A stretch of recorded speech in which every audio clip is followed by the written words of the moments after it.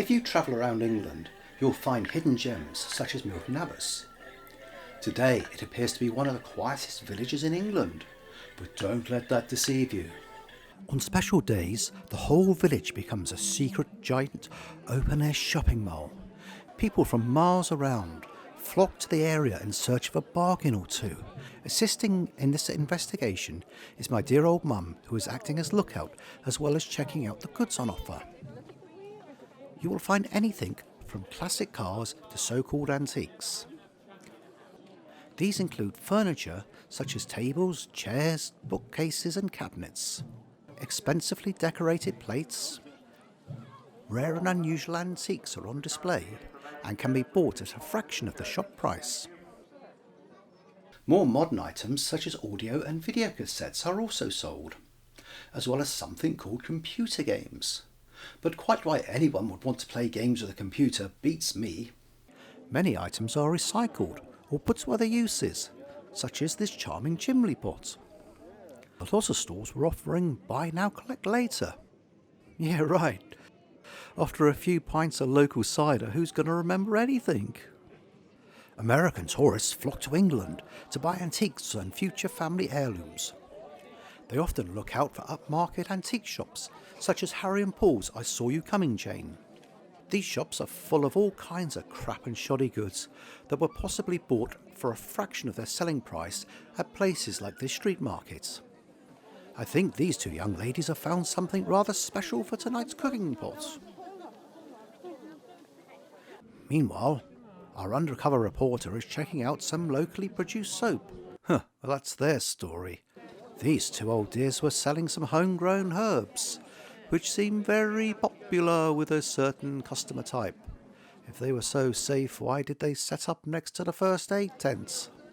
Several customers appeared to be selling under-the-counter goods and used colourful displays to attract their customers. This stand left our reporter a little puzzled as to the prices. Saucy Nancy? Homemade peg doll, I ask you. And as for mini posies, need I say more? Meanwhile, the police walk by like nothing's wrong.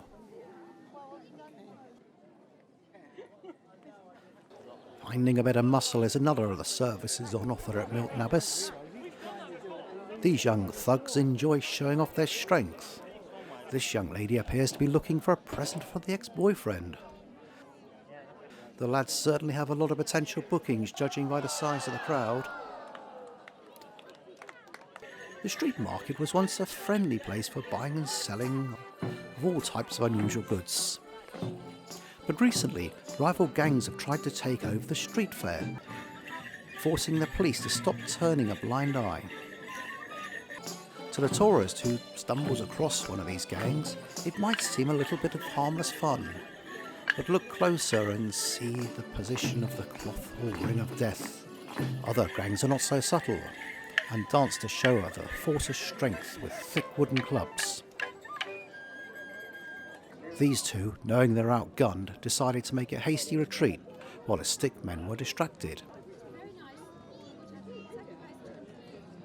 This scary bearded lady appeared to be holding an injured animal that made a rather frightening sound to boot. Most people chose to hurry by, but a few brave souls battled against each other to see who could sit there the longest. Several of the traders were quite happy just to provide refreshments and a meeting place for their peers. And as the crowds leave the street fair, they face one last challenge. They must carry their prized purchases up a very steep hill. Many an item gets lost or abandoned on the long walk back to the car park. But there's always a rogue waiting for this to happen, and quite soon the said item will be back on sale. Let's hope we can find it again at the next fair.